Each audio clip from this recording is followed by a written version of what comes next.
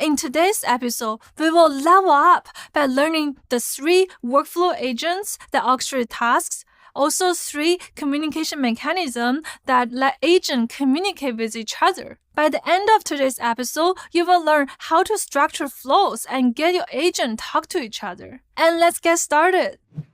The first part of today's episode is workflow agent. So we already know agent can form hierarchy, the organizational chart from last episode. But how do we control the flow of work?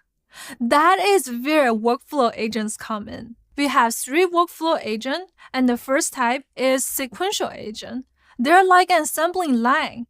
So each sub-agent runs in a fixed order. They're passing results along. It is perfect for cases like you fetch data and do the cleaning and analyze and then summarize. The second type of workflow agent are parallel agents. They're like a manager assigning tasks to 3 employees all at once. It is really great for use cases like independent tasks. For example, you're fetching data from multiple APIs simultaneously. And the third type of workflow agent are loop agents. They're like your debug again and again until it works. So loop agent run tasks again and again until a condition is met or meeting the maximum iteration number. The second part of today's episode is how do agents communicate with each other? From last episode, we know hierarchy, and just now we talk about workflow agent. But how do agents actually talk to each other? So ADK gives us 3 communication mechanisms. And the first of them are shared session state. You can think of it as a shared whiteboard. So one agent writes its result and pass it to next agent, and the next agent read it from this whiteboard. For example, an LLM agent can save its output to the state, and another agent can pick it up and read the state output. The second type of communication mechanism are LLM-driven delegation. That is where it gets smart. A coordinate agent acts like a CEO. It will look at the request and decide, okay, which sub-agent should I delegate to? For example, if the request is generate an invoice, and the CEO will route it to billing agent. The third type of communication mechanism are explicit invocation, agent as a tool. Here, one agent can call another agent like a function instead of using it as a sub-agent. So you wrap the target agent as a tool. The parent decides, okay, when should I invoke this tool? For example, a parent agent doing analyze might call a calculator agent as a tool whenever math is required. So you may wonder, what is the real difference between agent as a tool to sub-agent? In this diagram on the screen, you can see the difference between them. To summarize, a sub-agent is part of an organizational chart and is always managed by its parent agent. An agent as a tool is like bringing a consultant. You call them when you need it, but they're not part of your core hierarchy. Alright, let's quickly wrap up on what we talk about in today's episode. We talk about workflow agent gives the orchestration pattern. We have sequential pattern, parallel pattern, and also loop pattern. We also talk about 3 communication mechanisms through agents. We have shared session state, LLM delegation, and explicit invocation. Together, this makes your multi-agent system not just structured, but collaborative and flexible. And that's it. Hi there! By the end of this video, you will learn how to build GraphRAG AI agent with Google Agent Development Kit capable of semantic search, hybrid search, and answering complex questions in Knowledge Graph. Hi friends! If you're new here, I'm Annie. I'm a Developer Relations Engineer. Previously worked as software engineer for 7 years that building production system. Currently, I'm helping developer building AI agent. So this is something I personally really curious about, that how does GraphRAG help AI understanding complex relationship in data? So if you're curious about how to build AI agents step by step in practice, don't forget to subscribe. Alright, let's dive in and start building. Hello everyone, so today let's go through this lab. So if you go to the top right of the screen, you will see the lab link. And this lab is about AI agent with GraphRAG, with ADK and memory bank. And for this video, we will focusing on how to build a GraphRAG AI agent with ADK. And this is what's the final result. And you can see that they have the 3D rendering of the final relationship for all the data we're going to play around today. And if you open the camera, you can use your hand to control this graph. It's pretty cool. And at the very bottom, if you ask questions, you can do a search. And here we're going to cover hybrid search, semantic search, and keyword search. Pretty cool. All right, so let's get started. Before I start, you will see that we have some environment set up, and this is skip if you're in the workshop, and this is not. So this lab is actually designed for a Google workshop. But if you're watching this video right now, you don't have to worry too much about it. You just directly start with the step 2. If you're curious about workshop information, you can go to the last page. And here you can see this is a workshop series. You can go from level 0 to all the way to level 5. So it's all the lab related to multimodal agent if you're curious about it. But for this lab, you can actually run it independently, so you don't have to worry too much. So let's get started. At the very first, you need to enable billing account. So here, we're gonna give you $5 free credits so that you can have GCP account set up. And for this whole process, you do not need to put any payment information or credit card. If you ask you to input your credit card, you can just skip that and just claim the $5 so that you have this credit to do this GraphRAG lab. All right, so this is a testing account I have. Let's see. If you open it, you can see we have this way back home data, and you just click here to claim your credit. All right, so here just click accept and continue. Then you will see credit successfully applied. So now you have a free credit that allow you to do the rest of the lab. All right, so the second step is to open environment. And here we are opening a Cloud Shell editor environment. This is like VS Code environment, but on cloud. The reason we are doing Cloud Shell is we have this control environment so that everyone can reproduce the same thing. Imagine that if you want to set up on VS Code or different IDE locally and everybody have a different setup or different operating system, it might be really hard for you to reproduce the same thing, because at the end of the day, you want to reproduce the same cool app with a GraphRAG. So if you want to reproduce this, it's easier to do it in this controlled environment. And this is, as you can see, very similar to VS Code. I'm going to zoom in a little bit so that you can see it more clear. Cool. So now I successfully opened it. And those are the steps that just to open the terminal and editor. And you can see I already have this editor and terminal open. So I'm good to go. And the next step is to making sure we have set the project ID and everything. So I just copy this code and paste to the terminal. All right. As you can see, it's saying that I'm currently using this account. Just making sure that the account you're using is actually the account that you're claiming the credit just now. Oh, by the way, if you're claiming the credits, making sure you're using a Gmail account. It doesn't work for your educational account or organizational account. And also, if you run into any error, you can try to claim it in an incognito window. That usually resolves most issues. So let's go ahead and clone our repo. So next step, I want to open this folder. Go to the file and open folder. So here, let's see. So when you open the folder, you might see that you lose the terminal. So you can click the top right, there's to open the terminal. Or you can click this button similar to how you're opening the terminal in VS Code. As you can see that we have this different level. This actually corresponding to our workshop. So this, as I mentioned before, this lab is also designed for Google AI workshop. But if you're watching this video, you can just continue this lab as independent content. You do not have to worry about it. But if you're curious about the lab, this level, each level 0 to level 5, actually corresponding to those folder over here. So you can navigate the code for different level if you're curious about other content. But for this video, we will focus on level 2. So I'll just open the level 2 for today's video. Cool. And I just finished the second step. Let's go to the third step, environmental setup. And here at the very beginning, it's still the similar step. You just open the terminal. And what's next is I want to run the script to init script to set up the repo. So what I do is I copy this, click this, and go to the Cloud Shell and paste to the terminal.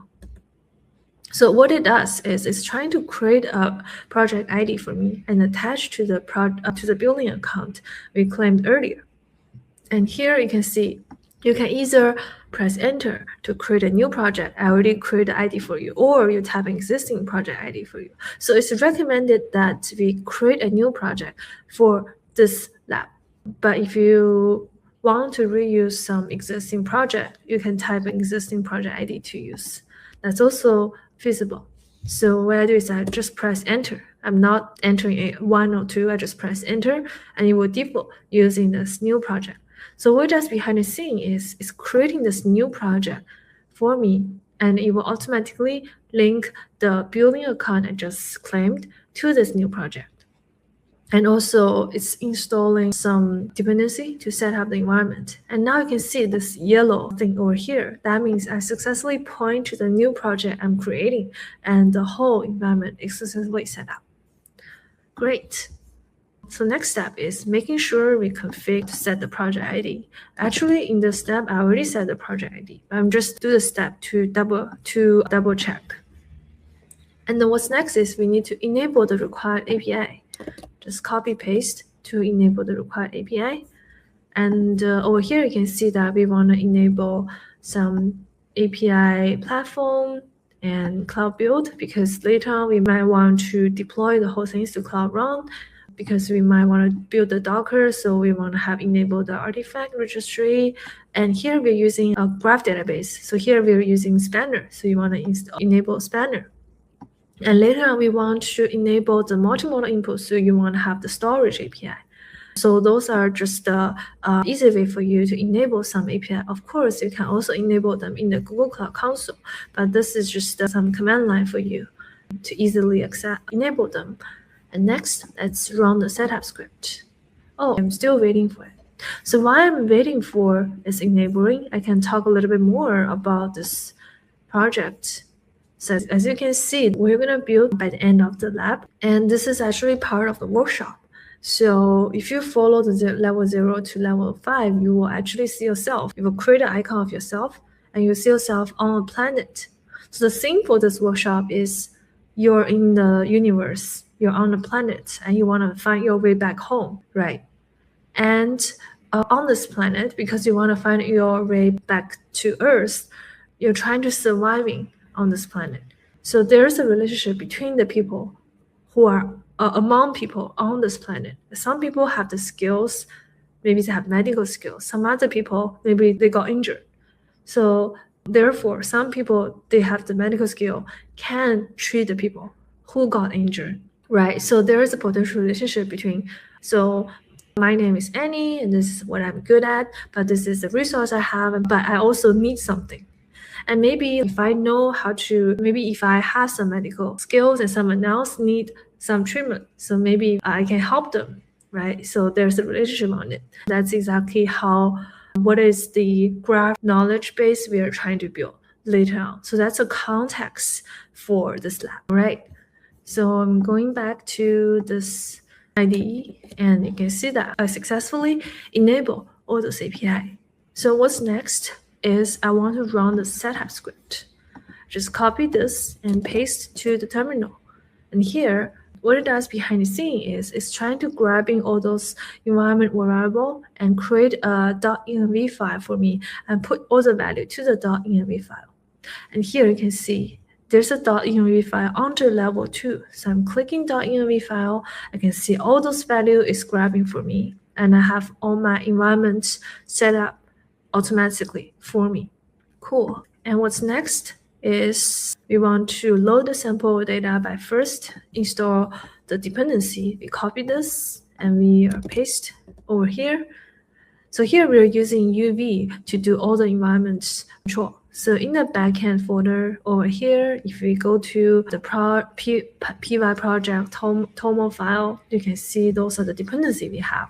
So by doing UV sync, we can install all this dependency.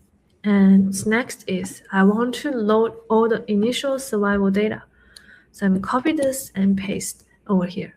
So the data we are trying to load over here is exactly the relationship we were talking about earlier. So we have some people are good at medical skills, some people need injured, so they may have the one people's skill may be helpful to another people's need. So there's a match between them, right? So therefore we have a graph relations. We can have a graph database to hold most host data over here. And go back to the thing. As I mentioned before, this is a workshop thing, and we have a survival network challenge. To summarize, the challenge we have is unstructured data. Maybe people are uploading photo, text message, or videos.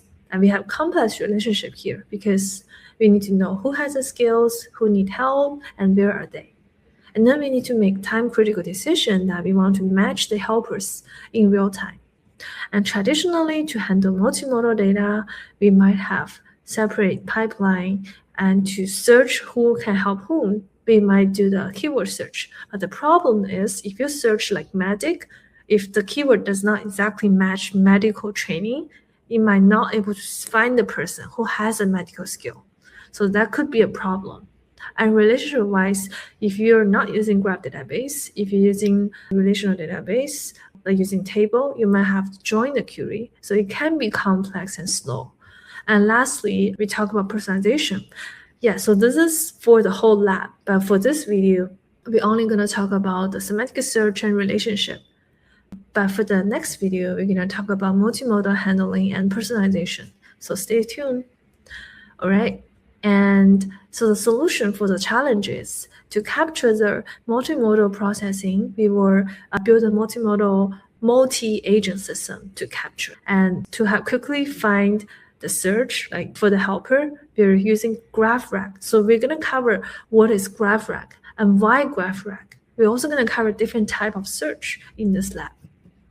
And then we're using Google Agent Development Kit to orchestrate the whole thing, orchestrate the multi-agent for multimodal processing, and orchestrate the agent with the GraphRAG agent and also multimodal processing agent. And lastly, we have the memory bank for the member part. Again, we're going to cover this in the next video.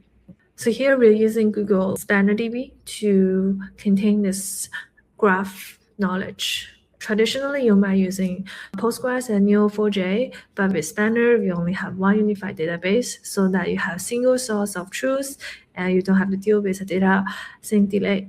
A lot of benefit of using Spanner. And let's get to see what does the Spanner look like.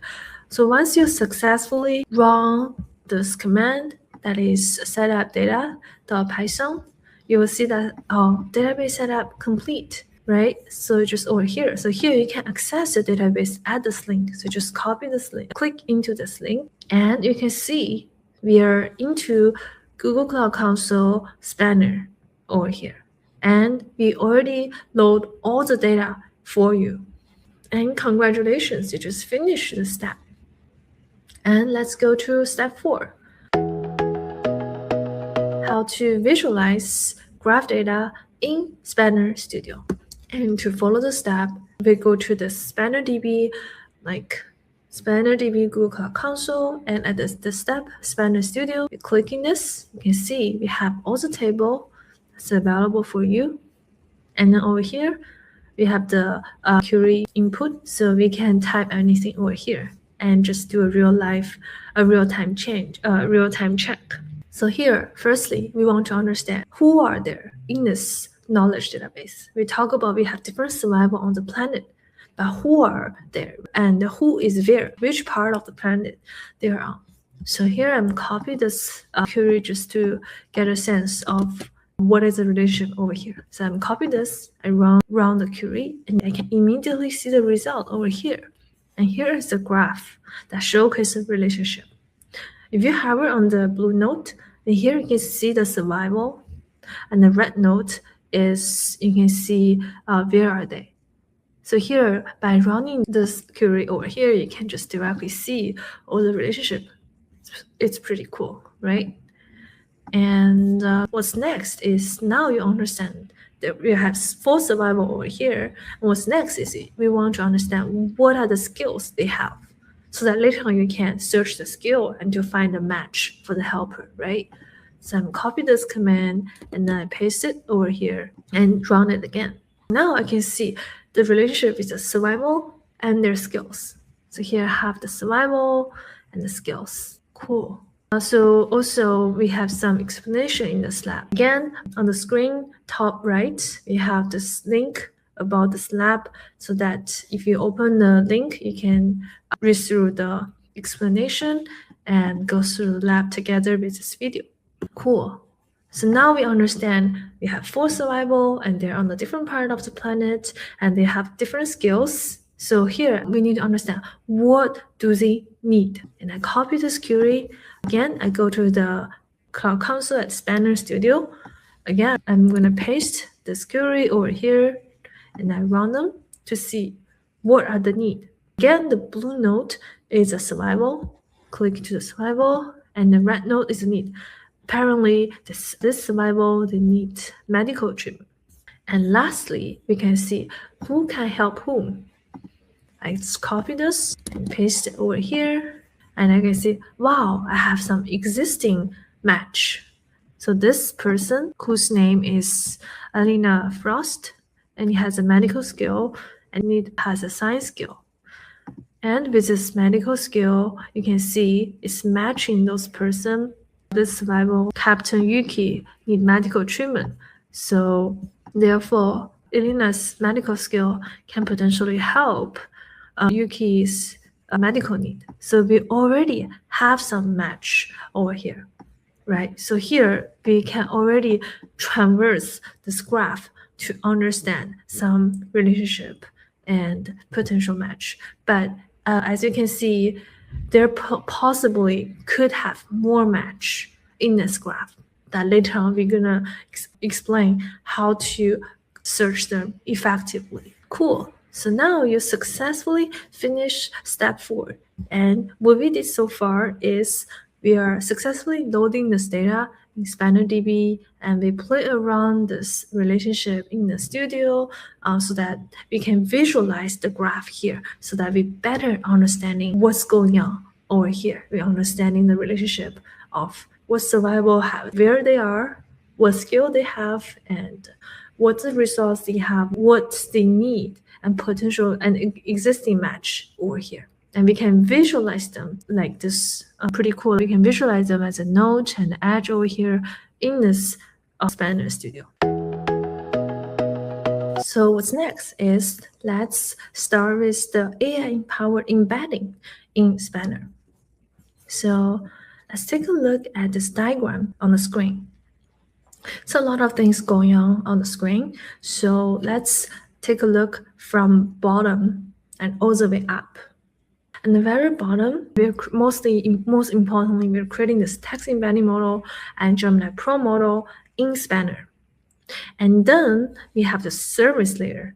Basically, we are using the model we're creating over here and implement the logic in the service so that we can do RAG search, keyword search, hybrid search, and analyze query.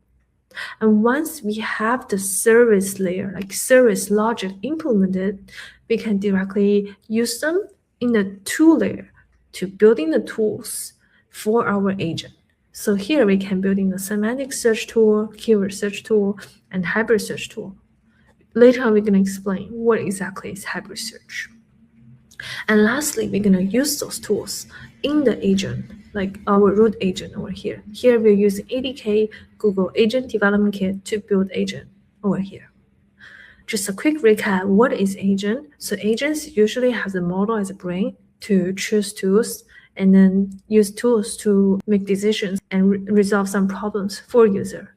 And here we're building the tools like semantic search tool, keyword search tool, and hybrid search tool for this root agent. And here are all the logic over here, all the way down here to building this agent.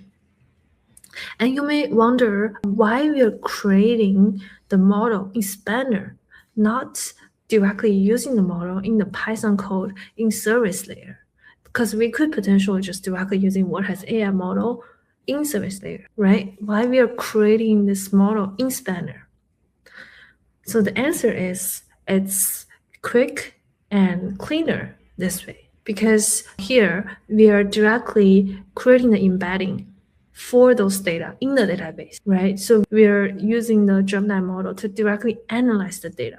So it will be quicker and cost less if you're directly using the model in Spanner versus you using the model in the service code. Because in the service code, if you're using the model, you have to talk to the database and grab the data, and then talk to using the model, whereas the AI model with the prompt and get a response back, right? So it's additional loop over there. And the question now becomes how we are going to use creating the model in the Spanner Studio directly. And here we are using something called ML Predict. So Spanner's ML Predict let you to generate the embedding directly in SQL. And it can store vector alongside graph data and also perform semantic search. But it's not creating the real model in Spanner. It's creating the virtual model. So it's just a reference, and we don't have to store model weights. And here's a diagram that you can reference. So we can use ML predicts directly in the Spanner. So here we have this input first adds to what has AI embedding model and get this embedding back to the Spanner, and then you can calculate it. So for those of you who don't know what is embedding and what is RAG, to quickly go through them is retrieval, augmented generation. And retrieval is so the problem RAG trying to solve is if you directly use AI may not have the personalized knowledge base for your question. So here you may want to use additional database, a personalized database, so that if you link your system to that personalized database, you can do retrieval from the database, and then you retrieve the answer from the database, and then you augment to your existing answer for the final, and then based on that, you can generate the final response back to the user. So basically, you're adding an additional knowledge base to your AI system to make it understand more specialized data, to have more accurate answer, and to eliminate hallucination. So that is usually what we talk about retrieval augmented generation. And the very important part for retrieval augmented generation is usually when we retrieve, we want to generate embedding to do the retrieval. What does that mean is we want to have the embedding, like a numeric representation of the item we want to search for. And then for the database, we want to have an embedding space so that everything in that database, we want to have embedding representation for all of them. So embedding by numeric representation of them. So when you do the search, you're trying to see this mathematic representation, just embedding how close this item I'm trying to search to this embedding space. So if they're very close, that means they're very similar. If they're not very close, that means they're not very similar. So that is the quick overview of what is embedding and why we want to create an embedding here. And just go back to today's lab. We're using embedding. We're creating the embedding model directly in Spanner DB with ML Predict. And ML Predict can create a virtual model in Spanner. It's very quick and very clean. So here, a lot of talking, and let's continue the lab. So what we want to do is we want to create a text embedding for the things we are trying to search, right? So we want to have the embedding model first, and then we can use this embedding model to convert things to the embedding, and then we are doing the semantic search. And now I'm copy this and to the embedding. So here we are paste it over here. And here's a very important thing is you need to replace the project ID to the real project ID. So what I do over here is I'm going to .env file and I'm copy this project ID and I'm gonna paste it over here. So this is how you do it. And if you forget to paste it and you just happen to click run, you may have to, if you forget to replace it, you may have to do drop model text embedding and then you redo it. Because if you don't drop it, you may not be able to create the model again. So let's go back to the studio and click the run. So here we want to create a model called text embedding. Great, it says successfully created. If you click again, it says it failed because it's duplicated. So that means it's already created before. Cool. So if you click twice, if you see the fail, that's expected because you already created earlier. And what's next is we want to add an embedding column. So we are copy this and we're gonna paste it over here and click run. And here we successfully create a skills table. So what we want to do is we want to search skills and we want to create an embedding space. So basically we want to convert everything in the skill table to skill embedding. And this is how we're going to do it because we already have the model and we can creating a text embedding for all the skill in the skills table. So here we have 10 row updated. So basically we update them to be embedding so that we can use semantic search over here. Again, if you see the permission error, you might have to redo the previous step to drop the model and then recreating the model text embedding with the correct project ID. And now let's verify embedding. I copy this and then go back to the Spanner Studio and we're going to paste it. Cool. So you can see that we can see all the skills available over here with the embedding. We have the embedding dimension over here is 768. That means we're using 768 dimension to describe the skill over here. So that means we are successfully convert all the skills to embedding in this embedding space. Great. So last thing is we want to test the semantic search. So just copy here and paste and just run. And you can see we successfully do the semantic search. What we're trying to search is we're trying to search medic. As you can see, when we search medic, it's not medical. It's if you use a keyword search, you may not able to find a result for those things that are similar to the meaning of medic. Then because you are converting them to embedding, and here you actually get the meaning of medic. And then you're searching in the skill table, you just like a skill, you're searching this embedding representation of skills. So here you're searching the embedding space and you're trying to find how close they are with the call sign. You're using the call sign to calculate the distance. So basically the smaller the distance they are, that means the similar they are. And here you can see the medical training is actually the most similar to medic. And leadership probably not as similar to medic as a medical training. So here we are ranking them by the distance. And this is exactly what we're called semantic search earlier. And this is for when we do the retrieval, this is how we want to retrieve things. Cool. That means we have successfully do the semantic search over here. What's next is we want to create Gemini model to analyzing.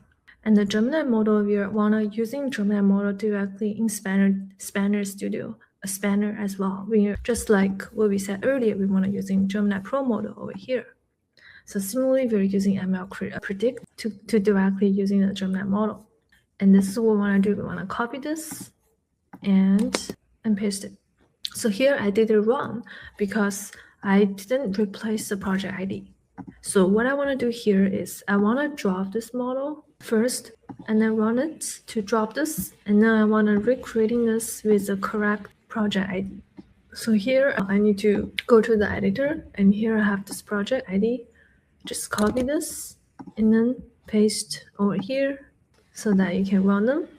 And here I successfully create a correct Gemini Pro model. And what's next is I want to use this Gemini to analyze and generate things.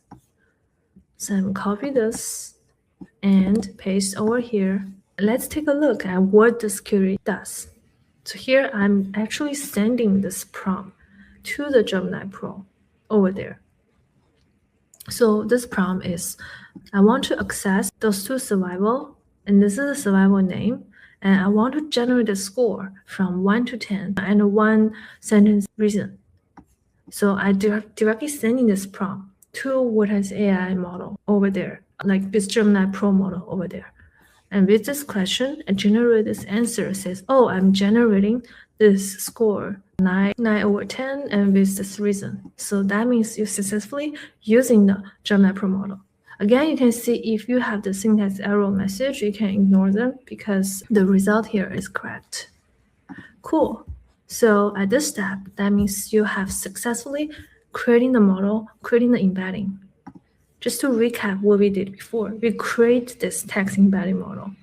We also create this Gemini Pro model in Spanner.